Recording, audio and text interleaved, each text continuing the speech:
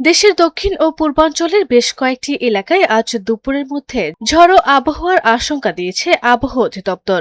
সর্বশেষ পূর্বাভাস অনুযায়ী খুলনা, বরিশাল, পটুয়াখালী, নোয়াখালী, চট্টগ্রাম, কক্সবাজার এবং সিলেট অঞ্চলের ওপর দিয়ে ঘণ্টায় ৪৫ থেকে ৬০ কিলোমিটার বেগে দমকা অথবা ঝড়ো হাওয়া বয়ে যেতে পারে। সেই সঙ্গে বৃষ্টি অথবা বজ্রসহ বৃষ্টিও হতে পারে। শনিবার ১ আগস্ট দেশের অভ্যন্তরীণ নদী বন্দরের জন্য দুপুর ১টা পর্যন্ত দেয়া বিশেষ সতর্কবার্তায় এ তথ্য জানিয়েছে আবহাওয়া অধিদপ্তর।